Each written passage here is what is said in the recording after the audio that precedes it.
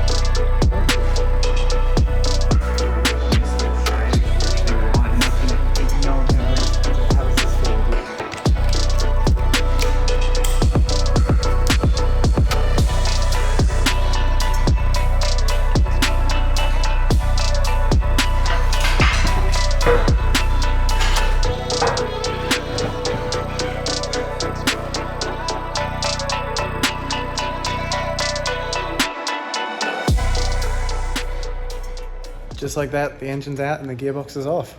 This is actually the first engine I've ever pulled out, so pretty cool to have done that. By the way, how good does this thing look now that it's fully registered? I've got the plates on it. I attached them this morning. Check it out. Good to go. Good to go on the road. Been driving around today. Oh, it's a good time. In terms of pulling the engine out, we're pretty much done. Obviously, in terms of the overall project, we are nowhere near done. The engine needs a lot of cleaning up mainly. I think for the most part, it's actually in pretty decent condition, but aesthetically, it needs a lot of work. There's plenty of leaks on it, and the headers are looking very crispy. Oh, and the coolant as well. That was just pure rust when it came out. But that's all pretty simple stuff that we can work at and chip out while it's out of the car now. Even though I'm gonna try and do everything for fairly cheap, well not cheap, but on a budget, you know, I still want it to be really nice when it goes into the other E36. So I'll spend some time doing some good cleaning. I'll probably try and record that as well and making things look a lot better. And yeah, and then we'll keep on going with chucking a new clutch on, getting all of the kind of the consumables fixed up, and yeah, actually get it in the other car. I've got a lot of projects on the run at the moment, so there's probably going to be a few videos in between each engine stage, but this is just sort of something I'm going to keep working on in the background, more of a long-term project. There were only two things that sort of snagged me when we were trying to pull it out. First one being these hoses on the back here. I don't know how you're supposed to get to them while the engine is still in there. I got two of them off, but the third one I just couldn't do. So I undid the hose clamp on it, and as we pulled the engine forward, it just pulled itself up. The only other thing was the shifter, not the linkage, but the kind of the ball joint that the actual shifter sits into. Could not get the shifter out. That thing was wedged in there, even with turning at the half turn. I watched a couple tutorials, but yeah, didn't help. To get that clip off the top of the transmission as well was a bit of a nightmare too. You probably saw in the video I took it off afterwards. So when we took the engine out, I just left it on there and I was checking it as it came out to make sure it was pulling out of the rear bushing, but yeah, I couldn't manage to get it out. So if you're doing this in a different way, I don't know, just something to be aware of. Otherwise, one thing I should mention, which is probably obvious by now, but I didn't attach the rear of the chain for the crane onto the rear engine mount, rear hook on the engine.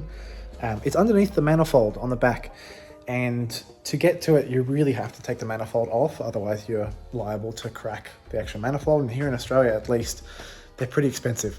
since the exhaust was already off, just hooked a chain around there and pulled it off that way. The way that we're actually swapping this car is hopefully the simplest way. I've left almost all of the sensors still attached on the actual engine. The whole harness, well, engine harness has come off with it, and I just unplugged it where it connects to the body harness. Obviously the ECUs come out, everything like that, but trying to keep the engine contained to the engine and the car contained to the car, so that when I pop it into the other, everything kind of just plugs in the way that it should, and I don't have to stress about plugging sensors and whatnot back into the engine, which I don't know where they go. That's going to be it for this part of the video though, guys.